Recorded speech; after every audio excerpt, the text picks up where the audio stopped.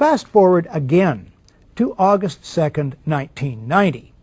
Iraq attacks Kuwait, claiming the Kuwaitis are slant drilling into Iraq's oil fields. U.S. President George Herbert Walker Bush pushes for a land war against Iraq. But polls show the U.S. public is split 50-50 on that idea. Then comes this eyewitness testimony before a congressional committee from a 15-year-old Kuwaiti girl. The claim is she cannot be identified for fear of reprisals. While I was there, I saw the Iraqi soldiers come into the hospital with guns. They took the babies out of the incubators. Took the incubators and left the children to die on the cold floor. The U.S. public is outraged. The result? Support for land war zooms. It's a turning point. Desert Storm is launched. 135,000 Iraqis are killed. An estimated 1 million Iraqis, many of them children and old people, then die as a result of 10 years of sanctions. One small problem. There never were any incubator baby deaths. Not one. The Canadian Broadcasting Corporation's investigative flagship program, The Fifth Estate, reveals the girl to be the Kuwaiti ambassador's daughter, given her lines and coached in acting by the giant American PR firm Hill & Knowlton. It's one phase in a $10 million joint U.S.-Kuwaiti campaign of deception. This man is lying. I myself buried 14 newborn babies that had been taken from their incubators.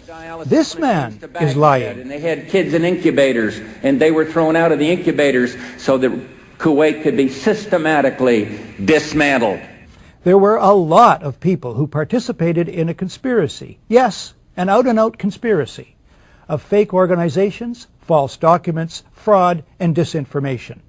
So, if a new man named Bush is in the White House and helps engineer a brazen deception in order to achieve global geopolitical goals as well as domestic and personal ones, it wouldn't be a first, would it?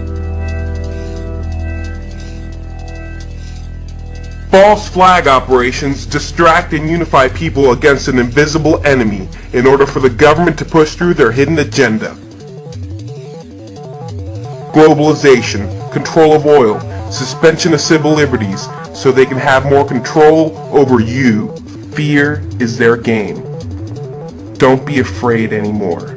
It's time for liberals, conservatives, independents to join together as Americans and make your voice heard.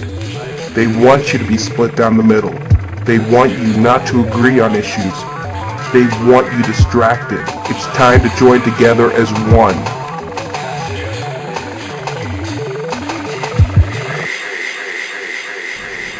Leading up to the Iraq War, the administration spent months scaring the American public into believing that Saddam Hussein had weapons of mass destruction. We cannot wait for the final proof, the smoking gun that could come in the form of a mushroom cloud. Fear, scaring you, the citizen, constantly linking 9/11 and Iraq. September 11th. September 11th. September 11th. September 11th. September 11th. September. It's been pretty well confirmed that he did go to Prague and he did meet with a senior official of the Iraqi intelligence service in Czechoslovakia last overnight. In the past year, we've seen an escalated attempt by the administration to scare the American public into thinking Iran is a threat to our security. Look out for another false flag operation to distract the public, to convince the public we should go fight Iran. And if such event occurs, look to see if other mock drills were taking place during the same time. During the 9/11 attacks and the London bombings, similar exercises were going on the day of the attacks. Ask questions, demand answers, and ask yourself, who benefits?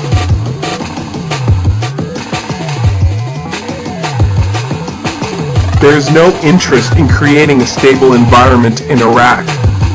The Pentagon has lost track of guns and ammunition. Where have they gone? Whose hands are they falling into? They want disorder and chaos as a distraction. Look for this conflict to go on for years. Look for us to keep bases in Iraq under the pretext of security and national interest. And ask yourself, who benefits? Organize that.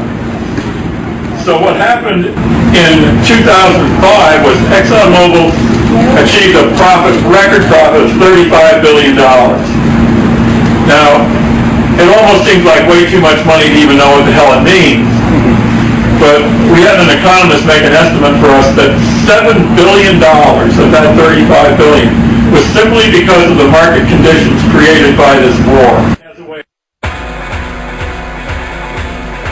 Under the pretext of security and fear of being attacked, look for the government to suspend your freedom of speech, your right to assemble, protection from illegal searches and seizures.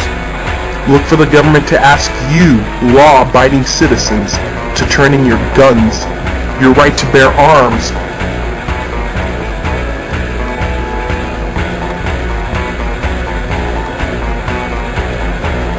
Look for them to establish martial law and have the army police the citizens. This is illegal. Law ever become a reality in America? Some fear any nuclear, biological, or chemical attack on U.S. territory might trigger just that.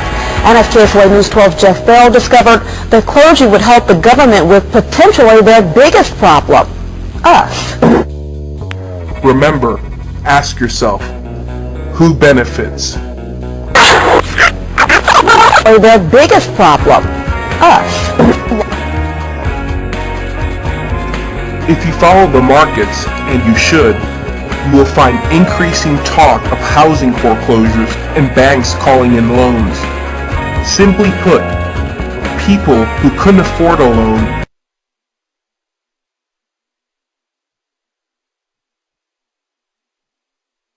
foreclose, and the same people who built the houses buy back the houses for pennies on the dollar. When all is said and done, a small elite regain control of the property and start the cycle over again. This leads to a weaker dollar, the realization of a North American Union, and an overall global economy. Always ask yourself who benefits. The truth is, I hope I'm wrong. I look for the good in people. But now you know the warning signs, and the direction we're headed does not benefit us. Ask questions, demand answers.